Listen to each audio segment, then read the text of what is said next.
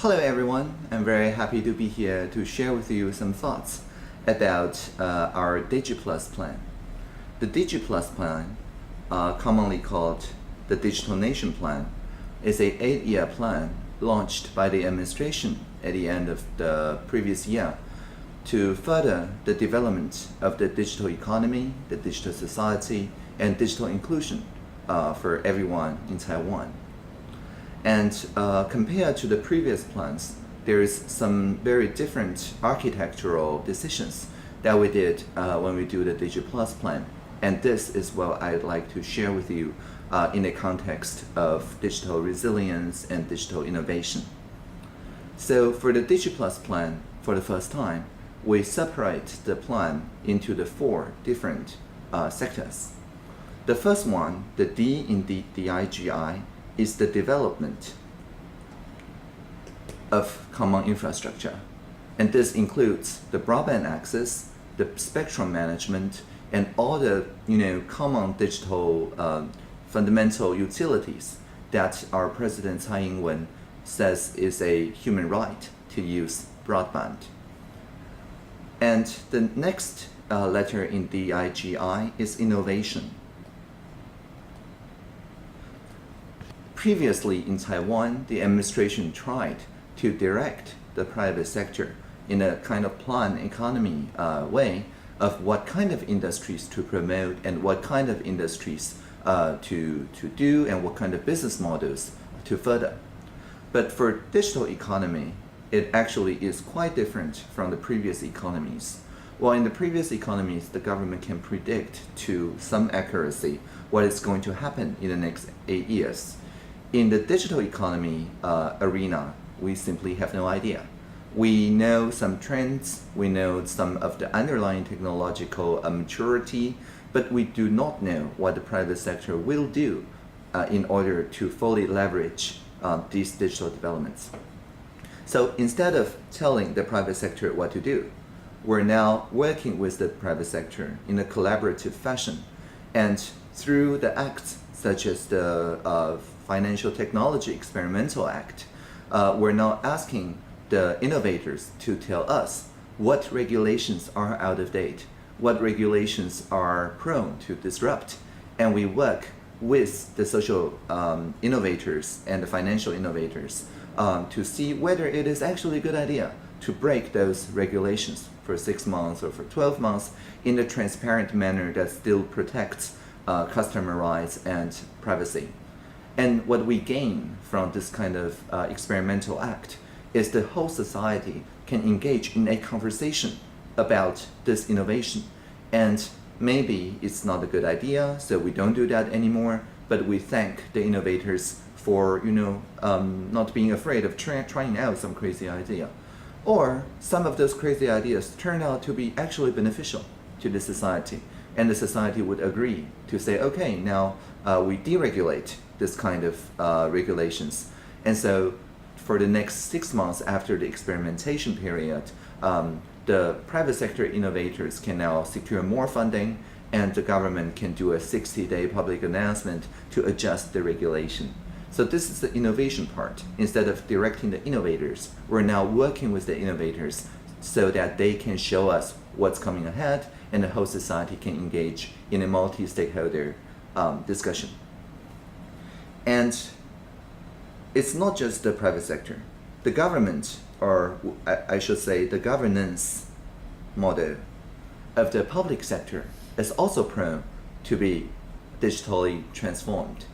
What I mean is not just digital technology such as this stylus or this kind of tablet or this kind of high-resolution recording that I'm engaging in. It's not just to replace pen and paper with its digital counterparts, but because the pen and paper is not digital, it's actually very hard to collaboratively work on a note. But with digital tools, it's now possible to redesign the workflow using service design, using interaction design, using speculative design even methodologies to see how the government can work with the people instead of just announcing to the people unilaterally. But this is not, again, what we're used to. What we're used to instead is to make a very top-down kind of fashion. But in the DIGI Plus, we're now inviting the stakeholders from the private sector and from the voluntary sector to join us in a multi-stakeholder discussion kind of way. What kind of governance is needed for the government to function in a digital world? And so this is, of course, my main work as the digital minister, is to make sure that we introduce digital tools such as machine learning, such as augmented and virtual reality, in a way that actually reduces the burden of public servants so they have more time to make value judgments instead of, doing works that could be automated. So this is the government's own transformation. That's the G in DIGI. And finally, we have inclusion. One of the more worrying part of the digital transformation is that the digital gap is actually widening if we don't do anything about it. People who have access to the tools of machine learning can now do the work of hundreds of people and cognitive work too. And this applies to all the disruptive tools and also the disintermediation trend that removes the whole sectors of dispatching and puts the actual platform economy into the hands of maybe just a few proprietary vendors, we don't know. So I think it is also very important when we talk about social innovation to include social justice and to include the civil society in the dialogue. Because after all, Taiwan has a very active and vibrant voluntary sector. Many of the small and medium enterprises are also sponsors to either, the CSR, the social responsibility, or the local NPOs, or even as co-ops or other endeavors, some religious, some not, to further the access of people who don't have the inclusion in the digital economy and the digital society yet. As a result of this work by the civil society, Taiwan is one of the most literate and one of the most network-ready society in the world. But we must not rest on our laurels. For every digital technology that's introduced, we must work with the relevant actors in the civil society to determine whether we can distribute this technology's effects fairly and also make sure that social justice is being taken care of when the whole society adopts this technology. So there is a kind of division here. The government works on the development of the infrastructure and on transforming our own governance, becoming more resilient, becoming more, cyber attack immune, becoming more responsive, becoming more efficient, but also leaves more time for public servants to have more empathy. This is something that we can work on. But the balance between innovation and inclusion, and for many entrepreneurs and SMEs, both are actually their goals. This is what we call the social enterprise vision. You can work on innovation and work on inclusion simultaneously.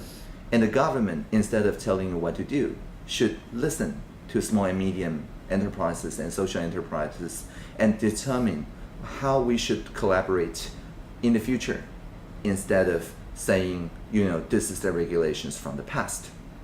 So transitioning in a digital transformation from the past to the future relies on mutual trust between generations, between people who had vastly different first-hand experiences in policy making and in startup, in working on industry. And we begin this by listening to people with opposing views, often because they have different life experiences, and somehow find the common values we share. So that's the basic idea of the DIGI Plus plan and my personal values when it comes to digital infrastructure and digital economy. And I wish you a very successful symposium. And again, thank you for listening.